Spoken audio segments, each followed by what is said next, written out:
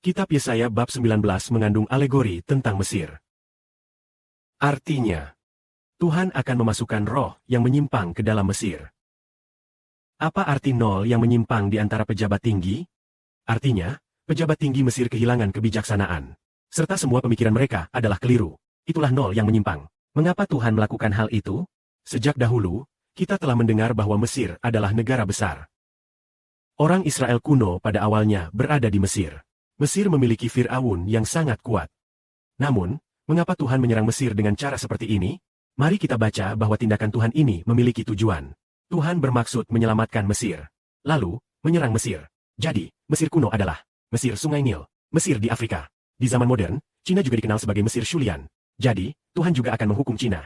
Oleh karena itu, banyak orang Cina akan diselamatkan. Mari kita baca lagi mengenai wahyu tentang Mesir. Lihatlah, Tuhan datang ke Mesir dengan awan yang ringan. Berhala-berhala Mesir terkejut di hadapannya. Hati orang Mesir semua menjadi ketakutan.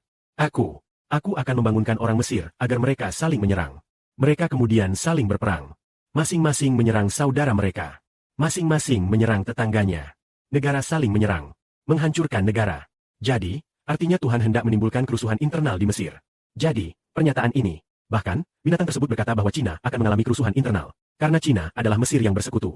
Sebelumnya, seorang saudari muda telah bermimpi tentang Cina. Akan ada penguasa zaman sekarang. Kekuasaannya akan segera hilang. Kemudian, seorang penguasa baru akan mendapatkan kekuasaan. Mesir ini akan segera mengalami kerusuhan internal. Lalu, itu berasal dari tangan siapa? Itu berasal dari tangan Tuhan. Tuhan melakukan demikian.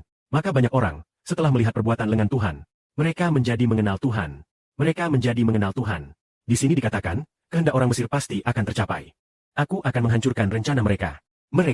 Bagi mereka yang menyembah berhala, melafalkan kutukan, serta terlibat dalam sihir inti untuk berkomunikasi dengan roh jahat, aku akan menyerahkan Mesir kepada pemimpin tirani.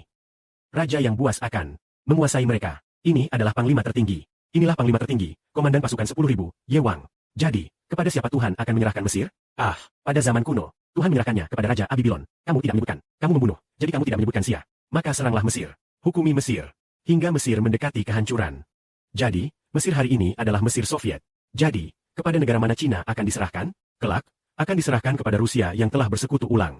Kemudian, tidak lama lagi, Cina juga akan mengalami kerusuhan internal. Di sini dilanjutkan, air berat di laut akan mengering. Dasar sungai pun akan kering.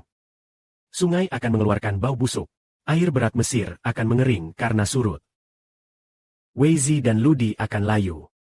Itulah karena Tuhan akan menurunkan bencana atas Mesir, dan menghantam Mesir dengan malapetaka. Selain itu, Bapa Surgawi juga akan melakukan apa lagi? Dia juga akan, maksudku, roh yang menyimpang akan dicampurkan ke dalam bangsa Mesir. Sehingga mereka membuat segala tindakan di Mesir menjadi salah. Seperti ketika mabuk. Saat mereka mabuk dan muntah. Seperti terhuyung-huyung. Maka Tuhan membuat kebijaksanaan Mesir hilang. Kemudian, segera setelah itu, di altar Mesir ada yang menyembah api.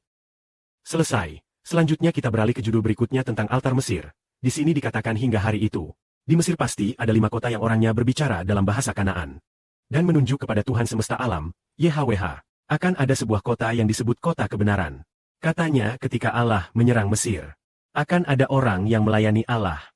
Kemudian di masa depan ketika Allah menyerang Tiongkok. Setelah terjadi kerusuhan dalam negeri, atau Tiongkok diserang Rusia, banyak orang di Tiongkok akan mengenal Allah. Berikutnya dikatakan pada hari itu, di Mesir pasti akan ada sebuah mezbah yang didedikasikan untuk YHWH. Di perbatasan Mesir akan ada sebuah tiang yang didedikasikan untuk YHWH. Yang berarti akan ada orang di Tiongkok yang melayani Allah. Semua ini tentang Mesir. Ini semua akan menjadi tanah Mesir. Sebagai tanda dan bukti dari YHWH. Pemimpin semesta alam. Orang Mesir yang tertindas. Ketika YHWH berbelas kasihan, YHWH akan mengutus seorang penyelamat. Sebagai pelindung mereka. Dia akan menyelamatkan mereka. Orang Mesir akan mengenal YHWH. Jadi kita lihat ketika Allah menyerang Mesir. Atau menyerang Ethiopia. Atau menyerang Aram. Semua itu punya tujuan. Dia bukan menyerang tanpa alasan. Setelah menyerang, mereka akan berkesempatan mengenal Allah. Baru mereka tahu bahwa YHWH adalah Tuhan yang benar. Tuhan segala masa dan bangsa, tidak ada yang lebih berkuasa. YHWH lah pencipta yang berkuasa besar. Akhirnya banyak orang di Tiongkok akan mengenal Allah. Misalnya adik-adik perempuan Shibu. Mereka tidak mengenal Allah, tapi setelah didisiplinkan oleh Allah. Adik-adik ini merasa apakah mereka mengenal Allah saat didisiplinkan dan dipukul. Dalam kesakitan yang sangat, mereka pun mulai berdoa kepada Yahweh. Seperti ibunya Shibu pernah berbicara tanpa sengaja menyinggung Allah. Lalu Allah mendisiplinkannya. Hingga ibunya Shibu jatuh sakit. Berbaring di tempat tidur tidak bisa bangun. Seminggu kemudian, dia menelepon Shibu dan berkata, "Anakku, kamu sedang apa?"